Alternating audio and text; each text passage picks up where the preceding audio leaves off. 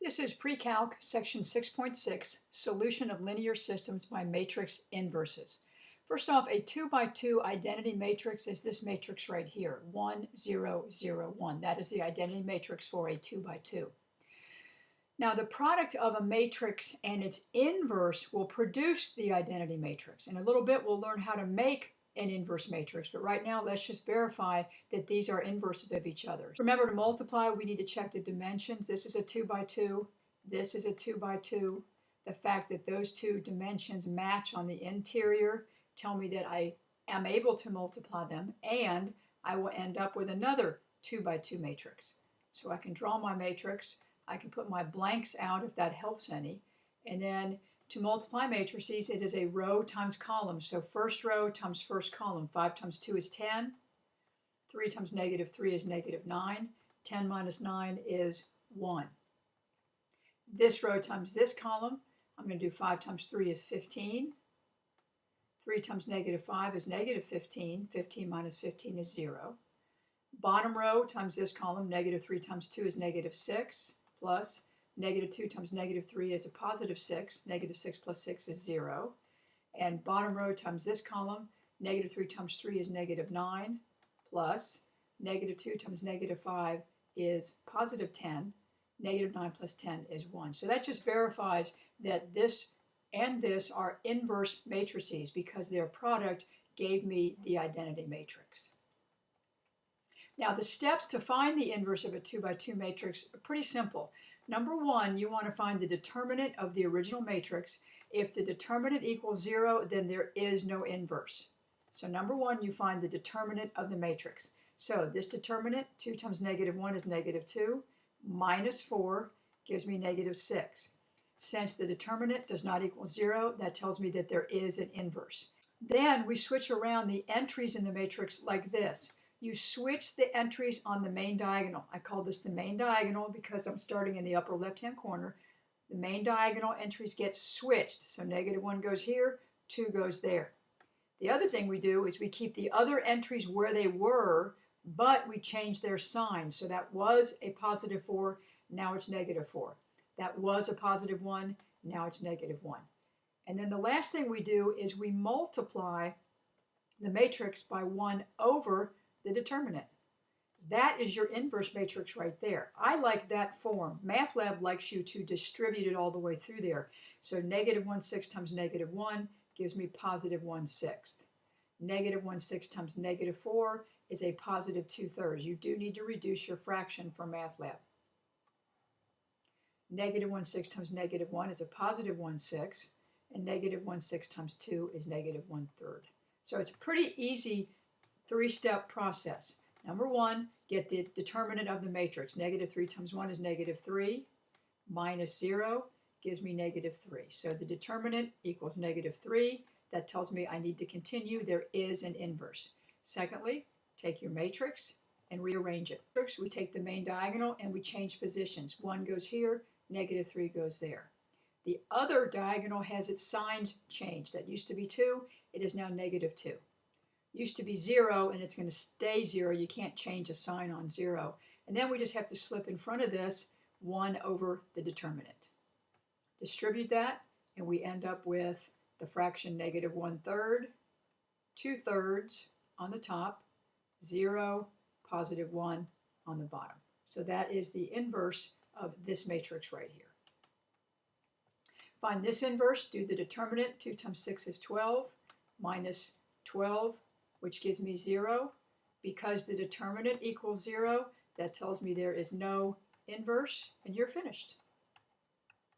So pretty simple to get the inverse of a 2 by 2. Now the inverse of a 3 by 3 is a lot more involved. We still have to find the determinant of the original matrix. If the determinant equals 0, then there is no inverse. We're going to create a new 3 by 3 matrix. It's not a simple just rearranging diagonal kind of thing. We have to use cofactors and the sign matrix. And then we do this thing called transpose. And then eventually it's like the 2 by 2 where our answer is 1 over the determinant times this transpose matrix. So first off, let's get the determinant of this matrix. You can get the determinant of this matrix either by diagonal method or by expansion by minors. And I see that this row has got some zeros, so I choose to do expansion by minors. Remember, expansion by minors, we've got to look at the negative positions. That is a positive position, so this will be 3 times a 2 by 2 matrix. I'm going to strike the column and the row, and here is my matrix, 0, 1, negative 2, negative 1. So this is 3 times. 0 times negative 1 is 0, minus negative 2 times 1 is negative 2, minus a minus is plus, so this is just 3 times 2, which is 6. So my determinant is 6. The determinant is not equal to 0. There is an inverse. Now, your steps for this 3 by 3 matrix are, like I said, a little bit more complicated. I start by laying out my minus signs that are in that diamond configuration so that I don't forget to change some signs. Then what we have to do is cover up the first row, and we're going to let this cover bounce from here to here to here. So what we have there is a little 2 by 2 matrix. We need to do the determinant of that little 2 by 2 matrix. 2 times 0 is 0, minus 0 is 0. Move your cover. This comes over here, and look at that 2 by 2. You're looking at 2 times 0 is 0, minus negative 3 is a 3, but it's getting put right next to that negative that was already placed. Move your cover. Do this determinant. 2 times 0 is 0, minus negative 6 makes a positive 6. If you need to, when you write that down, then you need to do negative 2 times 0 is 0, minus 0 equals 0. Move your cover. 2 times 0 is 0, minus negative 3 gives me 3. Move your cover. 2 times 0 is 0, minus negative 6 gives me 6. So it's up to you what you write down or not. I'm not writing all those steps down because it takes up too much time on the video. You can stop the video on your own and look at the steps if you need to. Now that I'm finished with the top row, I'm sliding my cover to the middle row, and then I repeat with the column covers.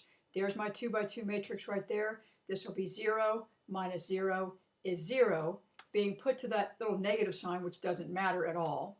Move my cover. Look at that 2 by 2. 0 times 1 is 0, minus 3 is negative 3. Move your cover over. 1 times 0 is 0, minus 0 is 0. Again, it's going next to a negative sign. The negative doesn't matter. I'm finished with the middle row. Now it's time to move my cover to the bottom row. Start over with my column covers. There is a matrix. 0 times negative 1 is 0, minus negative 2 is 2.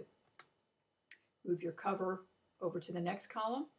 Do the determinant there. 1 times negative 1 is negative 1, minus 2 is negative 3. Now that negative 3 is going in next to the negative that's already there, which is going to turn that to a positive 3. See, the negative position there told me to change the sign. Then do your determinant here. 1 times negative 2 is negative 2, minus 0 is negative 2. So that right there is the trickiest part of doing the inverse, where we have to do the minors on every one of those entries right there. If you need to, you write out the arithmetic or enter it in your calculator, but either way we have to come up with these numbers. So I've just created the new 3 by 3 matrix using the cofactors and the sign matrix. Now, transpose this matrix. This is very simple. The transpose tells me to take the rows and rewrite them as columns. So my first row was 0, negative 3, 6. I'm writing it this way, 0, negative 3, 6. My middle row was 0, negative 3, 0, and it becomes my middle column. My bottom row was 2, 3, negative 2. It becomes my last column, which is 2, 3, negative 2. One last little thing. We need to write this as 1 over the determinant, which was 6. This is your inverse matrix, but MathLab wants that 1, 6 distributed. So 1, 6 times 0 is 0, 0, 1/3. 1, 6 times negative 3 is negative 1/2. Another negative 1/2, a positive 1/2. 1/6 times 6 is 1, 0, negative 1/3. And this is the inverse matrix. Now the notation for the inverse matrix is the same notation we had for inverse of a function. So what we've just done here is we have found the inverse. Move this out of the way. What we have done here is we have found the inverse of that matrix. That's what that notation means. It does not mean distribute negative 1. It is just saying find the inverse, which is this thing right here. This is one of these things that will take you several times of practice to get this right. Also, you've got to be very careful with your arithmetic because one little sign throws this off and you'll have a wrong answer. So same steps, find the determinant of this one right here, which I will do with diagonals. So negative 1 times 5 times negative 3 is 15, plus negative 1 times 0 is 0, plus negative 1 times 4 times 1 is negative 4, minus parentheses, come up the diagonal, 0 times 5 times negative 1 is 0, 1 times 0 times negative 1 is 0, and negative 3 times 4 times negative 1 is positive 12. So this is 15 minus 4 on the outside is 11, minus 12 gives me a determinant of negative 1. That tells me there is an inverse, so I need to continue creating this matrix.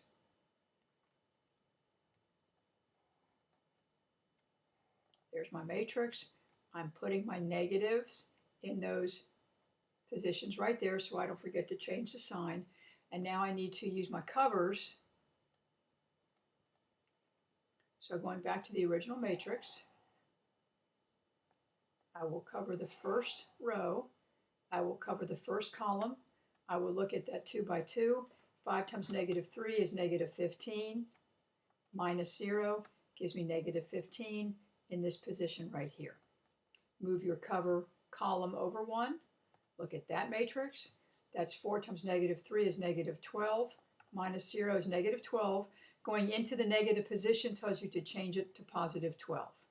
Move your cover over, and you're looking at 4 times 1 is 4, minus 0 is 4. Move your row cover to the middle, go back to covering the first column and look at that matrix again. Negative 1 times negative 3 is 3, minus 1 times negative 1 is negative 1, gives me a positive 4 going into that negative position. So it stays negative 4. Move your cover here. Negative 1 times negative 3 is 3, minus 0 is 3. Move the cover. Negative 1 times 1 is negative 1, minus 0 gives me negative 1. Going into that negative position makes it go to positive 1. Bring your cover down to the bottom row. Move your column cover over and begin again. Negative 1 times 0 is 0, minus 5 times negative 1 is negative 5, which is going to give me a positive 5 right here. Move your column cover over to the middle.